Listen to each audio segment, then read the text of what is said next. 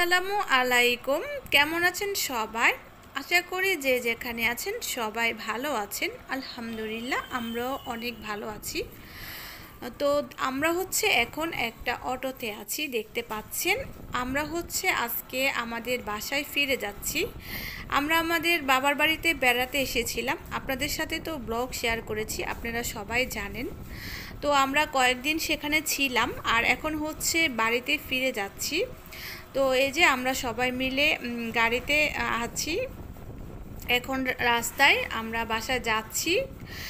তো যে কদিন ছিলাম সময়টা খুবই ভালো কেটেছে, খুবই আনন্দে কেটেছে। তো এমনিতেই বাসায় থাকতে থাকতে অনেক বোর লাগে, মাঝে মধ্যে কোথাও বেড়াতে গেলে মনটা খুবই ফ্রেশ লাগে, খুবই ভালো লাগে। আর বিশেষ করে বাবার বাড়িতে বেড়াতে গেলে তো সব মেয়েদেরই খুব ভালো লাগে, আর বাচ্চাদেরও তাদের নানির বাড়ি খুবই প্রিয়। ইফাতুল ইরা তো ওদের নানির বাড়িতে যাওয়ার জন্য একদম অস্থির হয়ে যায়, আর এরা তো মাঝে মাঝেই কান্নাকাটি শুরু করে দেয় যাওয়ার জন্য। এরা বেড়াতে খুব পছন্দ করে। তো এই তো আমরা অটো থেকে নেমে একটা ট্রলারে উঠতেছি।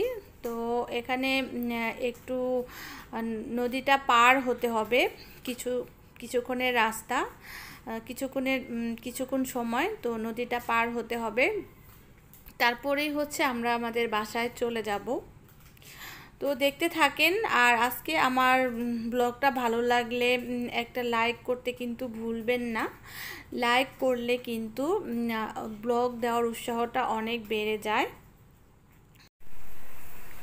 হাই গাইস, কেমন আছেন সবাই?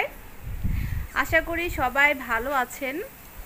তো দেখতে পেলেন, আপনাদের সাথে শেয়ার করলাম। একটু আগে বাবার বাড়ি থেকে চলে আসলাম। আসার পরে চেঞ্জ করলাম।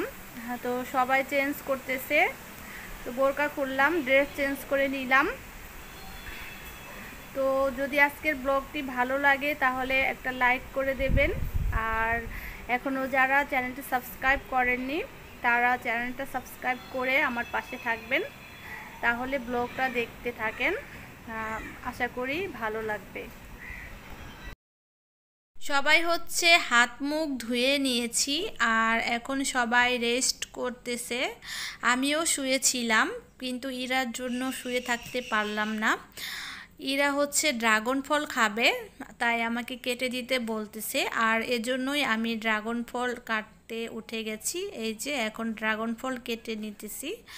তো যারা প্রথম ড্রাগন ফল কাটবেন বা প্রথমবারের মতো খাবেন, তো তারা আমার ভিডিওটা দেখে নিতে পারেন যে ড্রাগন ফল কিভাবে কাটতে হয়।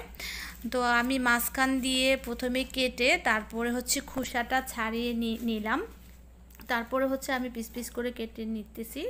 আর যারা জানেন তারা তো জানেনই। তো যাই হোক, আজকে ব্লগটা এখানেই শেষ করতেছি। আল্লাহ হাফেজ।